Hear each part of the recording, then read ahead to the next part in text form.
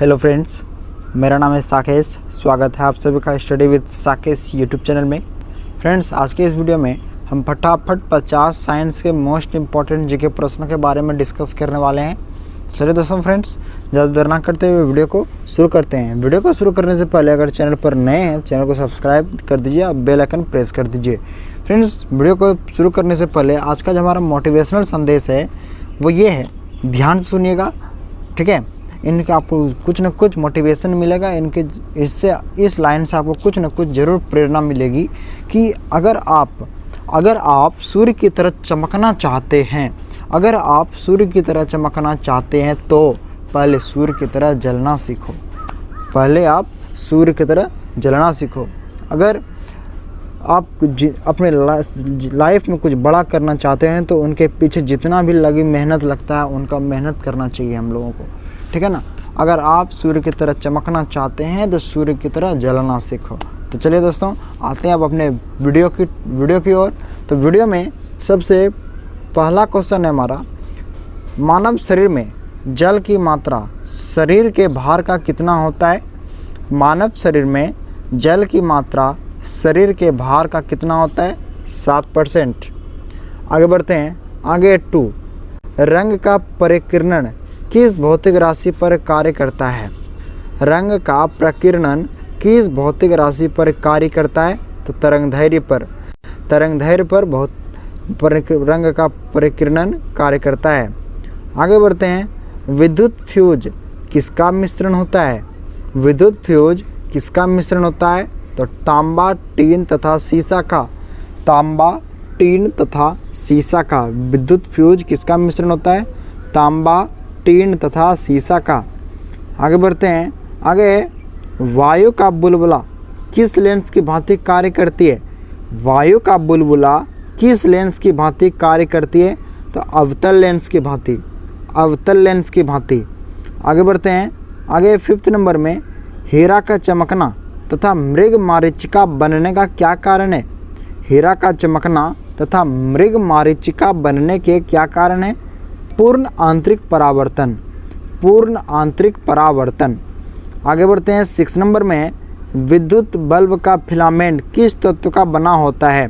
Bulb का filament किस तत्व का बना होता है? टंगस्टन का। आगे बढ़ते हैं। आगे है, सेक्सटेंट का प्रयोग किसमें किया जाता है?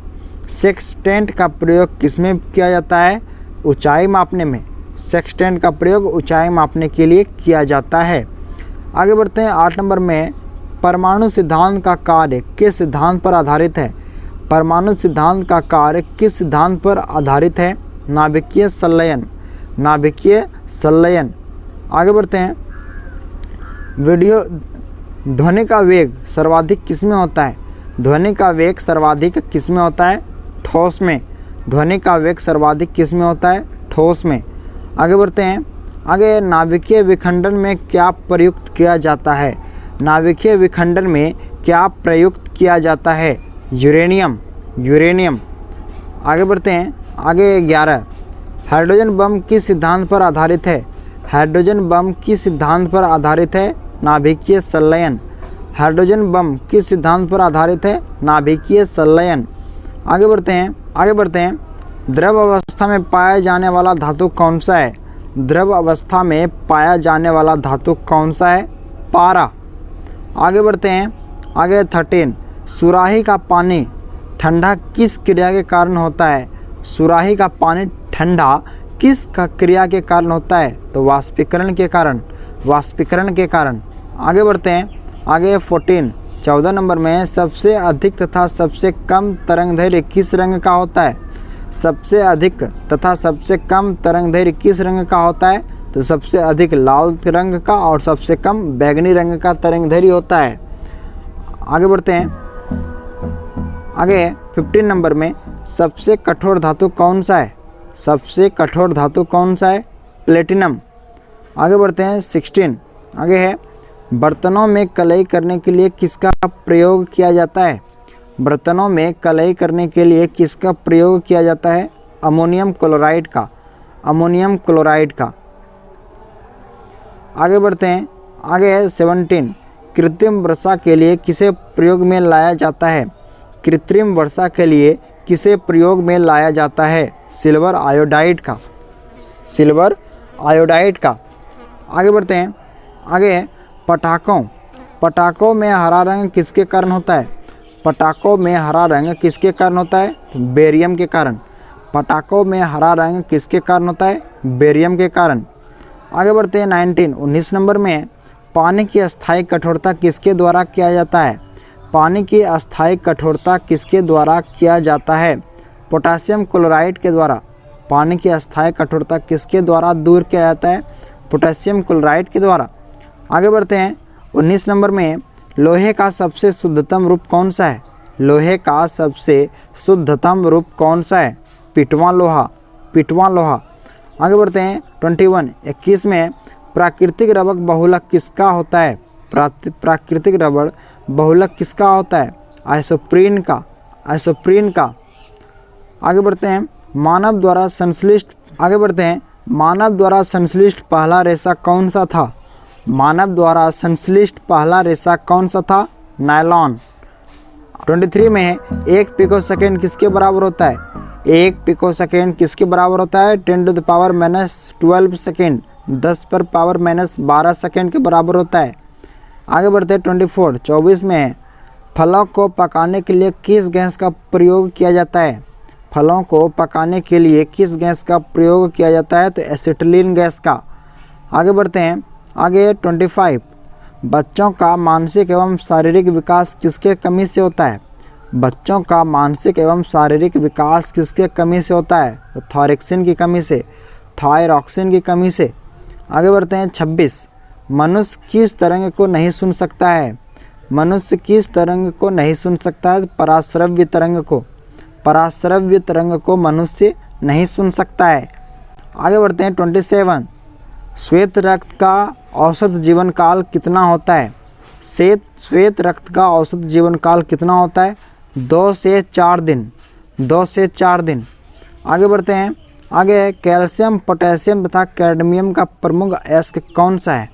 कैल्शियम, पोटेशियम तथा कैडमियम का प्रमुख अयस्क डोलोमाइट, नाइटर और ग्रेनोकाइट है।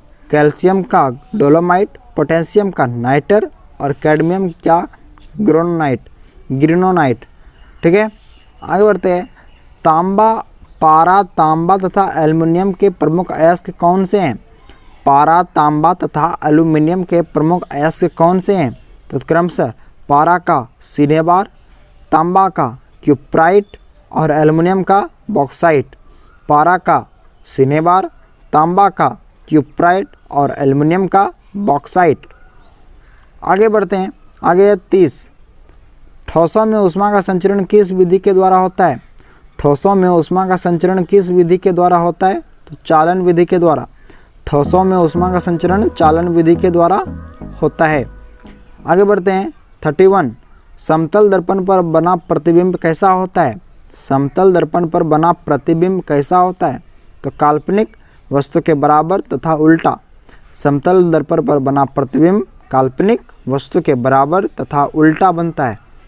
आगे बढ़ते हैं 32, कांच में किस रंग का वेग सबसे अधिक तथा किस रंग का वेग सबसे कम होता है? कांच में किस रंग का वेग सबसे अधिक तथा किस रंग का वेग सबसे कम होता है? तो क्रमशः लाल और बैगनी।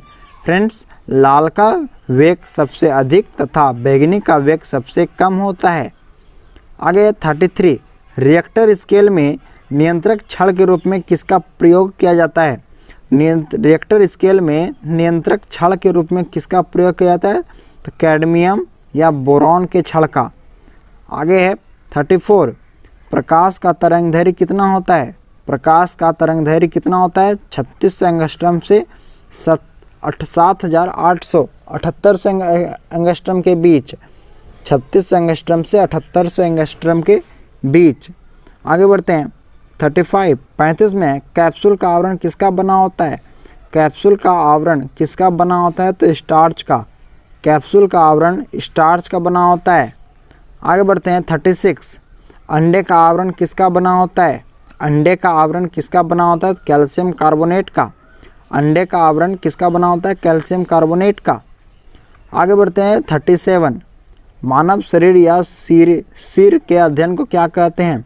मानव शरीर या सिर के अध्ययन को क्या कहते हैं? सॉरी, यहाँ पे शरीर नहीं फ्रेंड्स, यहाँ पर होगा मस्तिष्क।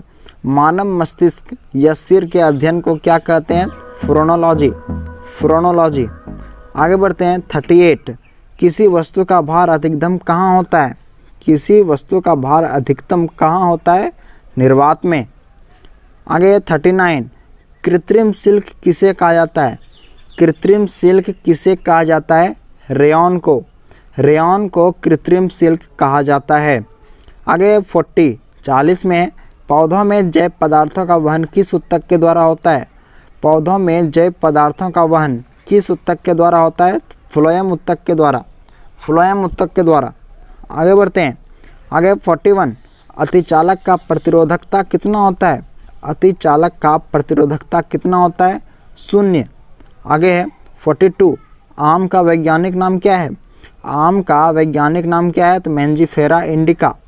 आम का वैज्ञानिक नाम मैंजीफेरा इंडिका होता है। आगे बढ़ते हैं। आगे 43। रेफ्रिजरेटर में जल को ठंडा रखने के लिए किस गैस का प्रयोग किया जाता है? रेफ्रिजरेटर में जल को ठंडा रखने के लिए किस गैस का प्रयोग किया जाता है? तो अमोनिया गैस का। ठीक है, आगे बढ़ते हैं। आगे 44। ट्यूबलाइट में कौन सी गैस भरी जाती है? ट्यूबलाइट में कौन सी गैस भरी जाती है? मर्क्यूरिक ऑक्साइड या फिर आर्गन। मर्क्यूरिक ऑक्साइड या फिर आर्गन। आगे 45। चावल को पॉलिश करने से कौन सा विटामिन नष्ट हो जाता है? चावल को पॉलिश करने से कौन सा विटामिन नष्ट हो जाता है? तो विटामिन बी, थायमिन। चावल को पॉलिश करने से विटामिन बी, थायमिन नष्ट हो जाता है। आगे बढ़ते हैं 46। किस सबसे भारी धातु कौन सा है? सबसे भारी धातु कौन सा है? तो ओस्मियम। ओस्मियम सबसे भारी धातु है। आगे बढ़ते हैं। पेप्सिन प्रोटीन को किस में बदल देता है? पेप्सिन प्रोटीन को किस में बदल देता है? पॉलीपेप्टाइड में। पेप्सिन प्रोटीन को पॉलीपेप्टाइड में बदल देता है। आगे 48। दूध में कौन सी शर्करा पाई जाती है? दूध में कौन सी शर्करा पाई जाती है? तो लैक्टोज शर्करा। दूध में लैक्टोज शर्करा पाई जाती है। आगे 49। हीमोफीलिया किस प्रकार का रोग है? हीमोफीलिया किस प्रकार का रोग है? यह एक आनुवांशिकी रोग है। यह एक आनुवांशिक रोग है। आगे बढ़ते हैं। आगे फ्रेंड्स 50 नंबर, और इस वीडियो का ये लास्ट क्वेश्चन है। दूध का फटना या फिर दूध से दही बनना किस क्रिया से होता है? तो किण्वन क्रिया से। दूध का फटना या दूध का दही बनना किस क्रिया से होता है? किण्वन के क्रिया से। ठीक है, और दोस्तों आपने पढ़ा होगा लैक्टोबैसिलस बैक्टीरिया के कारण होता है, लैक्टोबैसिलस। तो फ्रेंड्स ये थी आज की हमारी वीडियो। उम्मीद करता हूँ हमारे मोटिवेशनल संदेश से आप कुछ न कुछ ज़रूर मोटिवेशन मिला होगा, और इस वीडियो से आपको थोड़ा सा जानकारी ज़रूर मिला होगा। फ्रेंड्स अगर ऐसा हुआ है तो अभी इस वीडियो को लाइक कीजिए, अभी इस चैनल को सब्सक्राइब कीजिए और बेल आइकन जरूर प्रेस कीजिएगा। तो चलिए दोस्तों आज के लिए बस इतना ही। तब तक के लिए जय हिंद, जय भारत, वंदे मातरम।